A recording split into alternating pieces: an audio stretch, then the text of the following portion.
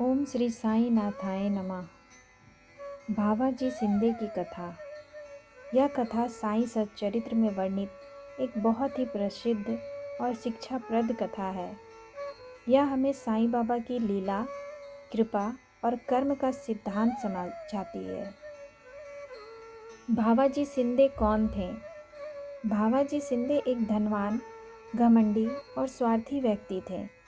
उनके पास धन दौलत की कोई कमी नहीं थी, लेकिन उनके मन में अहंकार बहुत अधिक था। वे गरीबों, साधुओं और भक्तों को तुच्छ समझते थे। उन्होंने साईं बाबा को मस्जिद में बैठे देखा। बाबा की सादगी देखकर वे मन ही मन बाबा को हल्के में लेने लगे। भावाजी ने सोचा, यह फकीर क्या चमत्कार करेगा। बाबा की परीक्षा। भावाजी ने बाबा की परीक्षा लेने का निश्चय किया। वे बाबा के पास गए और बोले, अगर आप सच्चे फकीर हैं तो मुझे कोई लाभ होना चाहिए। बाबा मुस्कुराए और बोले, सब अल्लाह मालिक है। भावाजी को यह उत्तर पसंद नहीं आया। घमंड का परिणाम। कुछ समय बाद भावाजी शिंदे का घोड़ा बीमार हो गया। फिर व्यापार में भारी नुकसान हुआ। एक एक करके उनकी समृद्धि नष्ट होने लगी।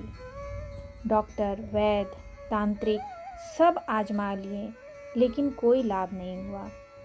दुख में शिरडी वापसी। अत्यंत दुखी होकर भावाजी फिर से शिरडी आए। इस बार उनका घमंड टूट चुका था। वे साईं बाबा के चरणों में गिर पड़े और रोते हुए बोले, बाबा मुझसे बहुत बड़ी भूल हो गई, मुझे क्षमा कर दीजिए। बाबा की कृपा। बाबा ने भावाजी को उठाया और कहा, अहंकार छोड़ो, सब ठीक हो जाएगा। बाबा की कृपा से घोड़ा ठीक हो गया, व्यापार फिर चल पड़ा, जीवन में शांति लौट आई। भावाजी का परिवर्तन। अब भावाजी शिंदे पूरी तरह बदल चुके थे। वे गरीबों की सेवा करने लगे, साईं बाबा के परम भक्त बन गए, अहंकार को त्याग दिया। वे हमेशा कहते, साईं बाबा ही सच्चे गुरु हैं।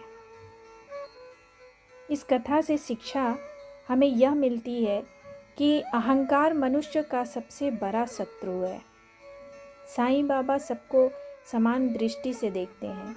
सच्ची श्रद्धा और सबूरी से ही कृपा मिलती है।